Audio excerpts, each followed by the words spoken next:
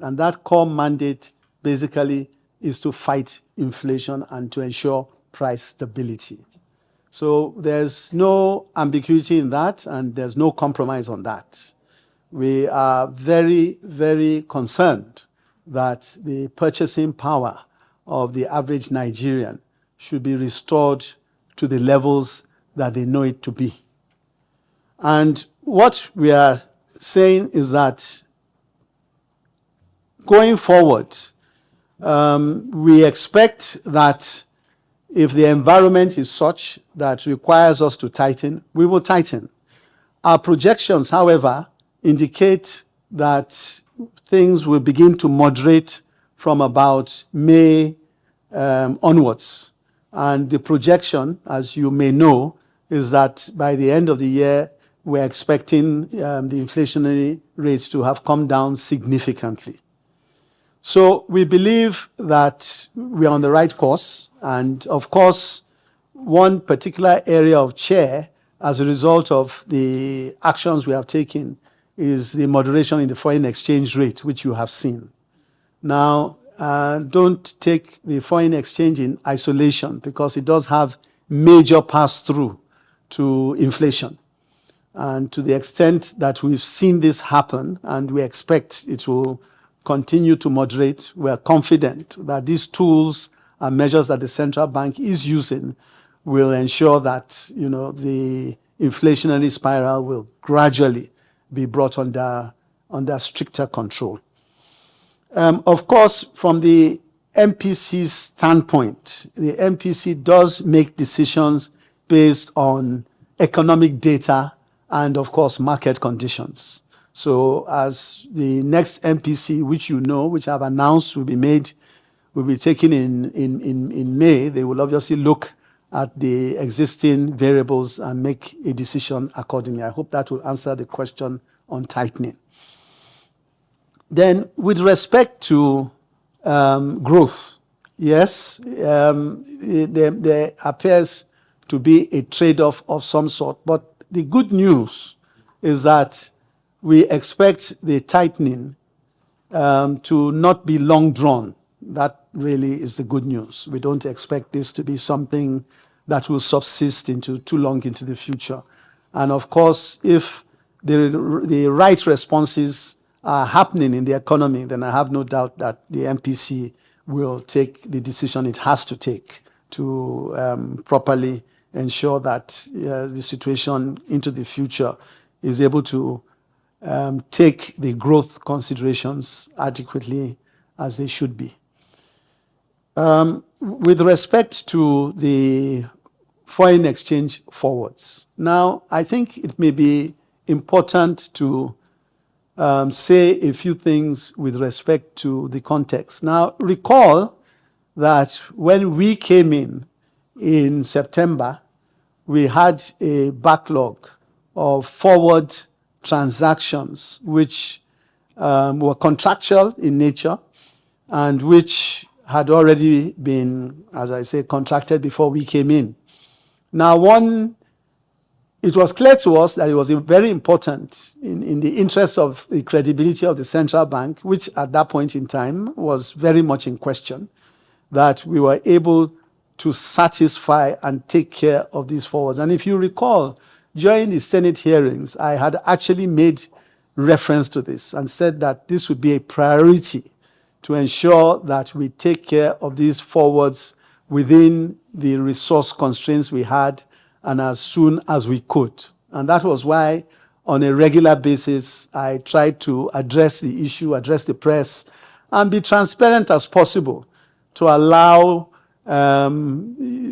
Nigerians to know exactly where we stood and what we were doing.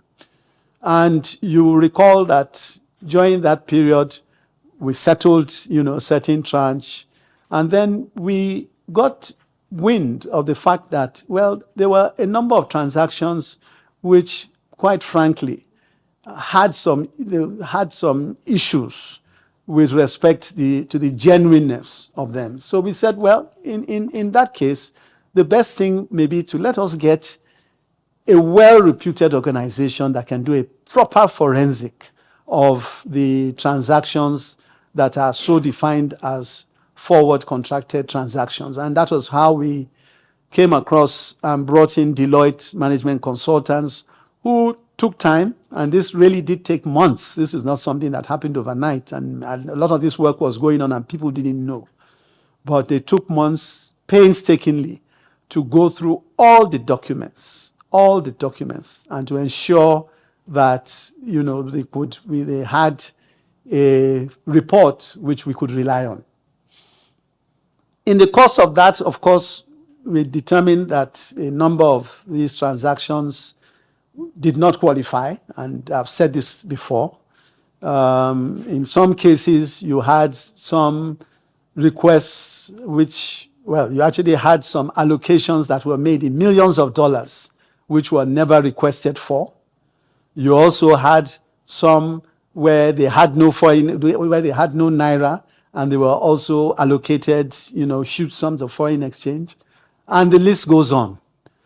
And it was for that reason that we refused to validate those particular transactions. We refused to validate them.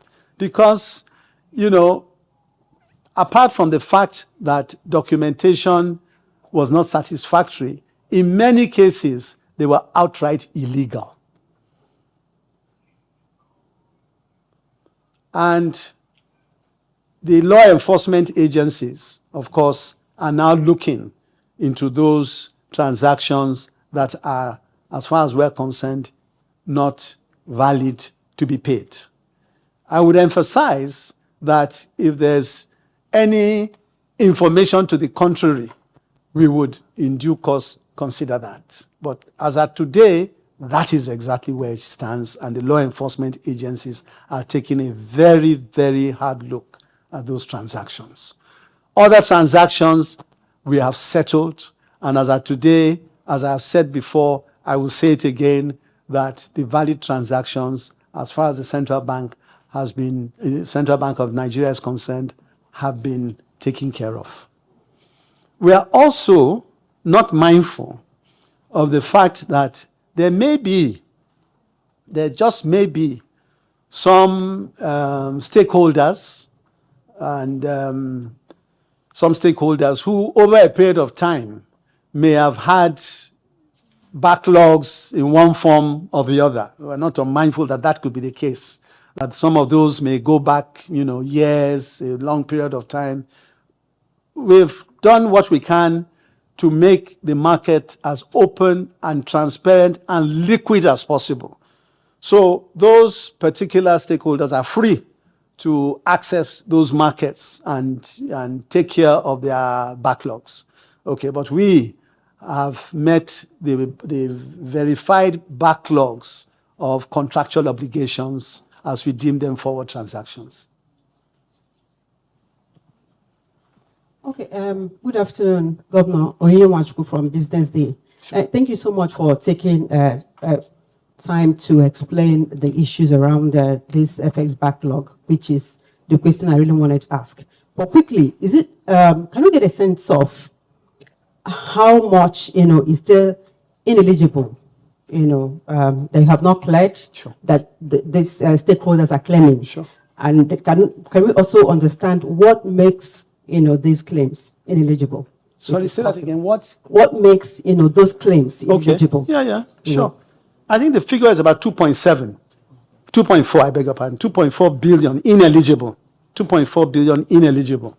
Okay, and as I said, there have been several cases, quite frankly, that go from documentation, Form M, no Form M available, or, as I mentioned earlier, cases where allocations were made and no requests were asked for, or cases where allocations were made and no Naira was available. So, you know, the list goes on. So that's a good example of some of the infractions that we noted. Good afternoon, Governor. My name is Isa Abdulwahab from New Telegraph newspapers. CBN has lifted forex restriction on dairy product. Did the bank consider the impacts of its action on the local market? Thank you very much. Now, again, this is a situation where, as far as the central bank is concerned, we observed that it is important that our operations are as open and transparent as possible. Because it is this lack of transparency that drives people away from the market. Where the market feels that there's something that isn't quite right or there are distortions, there's a tendency for them to hold back. And one of our objectives, as I have said a number of times, is to ensure that we regulate the market in such a way that it is open and transparent. We observed that in this particular case, only 6 companies are allowed to bring in dairy products and its milk products and its derivatives. Only 6. And we believe that this is oligopolistic at best. And that in any case, we should not constrain anybody that wants to come to the foreign exchange market to purchase foreign exchange from doing so. We do not believe we should constrain them from doing so. It's not our responsibility, it's not our job to do that. We should leave the market open, transparent, and let those who are in a position to deal in a particular area do so. At least, certainly, we will not ban them from the foreign exchange. We will not ban them from the foreign exchange market. We will not. And certainly we will not restrict that market to just 6 players. We will not do so, given what has been going on. Well, look, first and foremost, let me clarify to say that the central bank does have, at least we consider ourselves as having the wherewithal to collaborate with other agencies of government. And that is a very important function for us. And where we see we can work with other arms of government, we will do so. And I must say that, and this perhaps should touch on what you just said about a month ago. A month ago, we actually did have collaboration with law enforcement agencies, EFCC, the SEC, and other regulatory bodies as well. And I think what came out of that, quite frankly, has work in progress, but very, very, very positive, as far as I can see. Very positive. Office of the National Security Advisor. So we've been sharing information together. However, in this particular case, the responsibility for regulating cryptocurrency is not our own. It isn't ours. It is strictly that of the Security and Exchange Commission. Okay, that's not our responsibility. And of course, the issue of people, who have been held in, and what we've already in the press. Again, that's strictly speaking the Office of the National Security Advisor. That's not within the purview of the central bank. So, unfortunately, there's nothing to report to you, to tell you, but just to clarify that is really the relationship that the central bank has on this matter. And the question is, does this suggest a return to developmental interventions? And the answer is no, it doesn't. And let me explain why it doesn't. Because we have been consistent in saying that we will withdraw from direct interventions. We have been consistent in saying so. We have also been consistent in saying that we will work with those who we believe have the capacity to successfully intervene in whatever manner they can. And that, by the way, includes even capacity building. It's not strictly speaking, direct funding or anything like that. It isn't. It extends to a whole host of different areas. So where we see that capacity is there, the central bank would be happy to partner. And that goes similar to what one had just said about the collaboration that we have had with regulatory authorities and also law enforcement authorities. But let's face this particular issue. Now, the fertilizer that was given out was the residue of an intervention that had been done before we came into office. It was not something that was done directly by us. And the options were either to leave them there to rot away or to give them to those that we believed had the capacity to distribute. And that is exactly what we did with the handing over to the Ministry of Agriculture. In actual fact, the way I see it is that we've taken those particular merchandise and put it where it rightly belongs. Thank you, sir. I have another question from Babajide Komolafe of Vanguard. He said, the recent appreciation of the Naira against other major global currencies is certainly welcome news. What steps is the CBN taking to ensure that this positive momentum continues? Some suggest that the forex interventions are distorting the market. Is there validity to this claim? And how does the CBN ensure that the exchange rate remains flexible? So many questions in one. Well, I think first and foremost, it's something that I tend to talk about a lot at when I speak on foreign exchange at public fora like this, and that is the issue of distortions. The issue of distortions. And just to say that we were painstaking in ensuring that we removed as many of the distortions that proved in the way of the rates finding their right level for price discovery.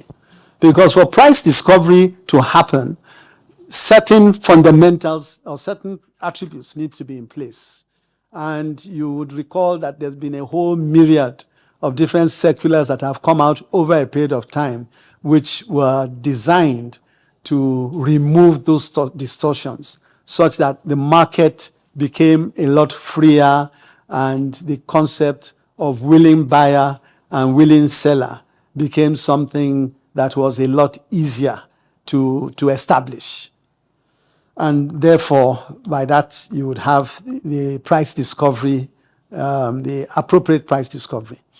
Now, of course, in all this is the importance of liquidity, okay? Because try as you may, if there's not enough liquidity going in and out of the market, then obviously that in itself can pose a problem. The central bank, I would say, looking to the future at some point in time, would expect to have a situation where interventions from the central bank into the market will be minimal to non-existent. But where we see the need to have liquidity pumped in to ensure liquidity in the market and that the market is boisterous and stakeholders can come in and go out, we will do so.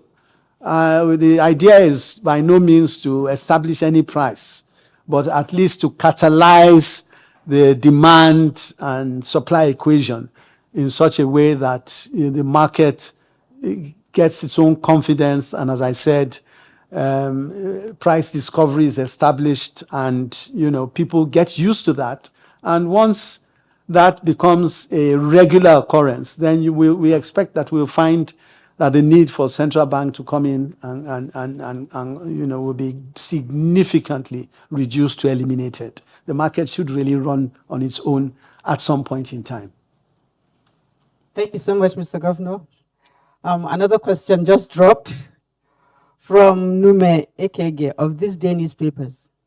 And he said, Mr. Governor, sir, this is a very short question.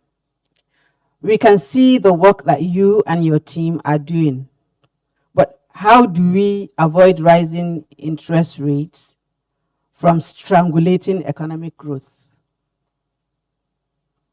Yeah, it's a short question, but unfortunately, my response can't be as short as that, to be honest. But really, on a serious note, to say that we are not unmindful of the impact that these increase in interest rates are having. We are not unmindful of it. We are very, very, very mindful. And in actual fact, if you look at it, why are we doing this? Because we've said our main objective is to manage inflation. And we believe that with increased interest rates, we have a situation where the foreign exchange market becomes a lot more lively. We've had relative shortages in foreign exchange over the recent past. We're now seeing more activity in the foreign exchange market, which in turn is reducing the exchange rate and is also reducing costs. Okay, so it's not a one-sided affair that the increase in interest rates is strangulating the economy. While it may have those tendencies on one side, with the foreign exchange rate coming down, that also helps to moderate the overall. And as I had said earlier, we would expect that this would not be too long drawn, at least I would hope so, that it would not be too long drawn. We are getting towards a situation where on the exchange rate, it is moderating, and we expect it to continue to moderate. And then it finds a level which, quite frankly, very, very important, is sustainable. That's very, very, very important. A level that is sustainable, which obviously will involve huge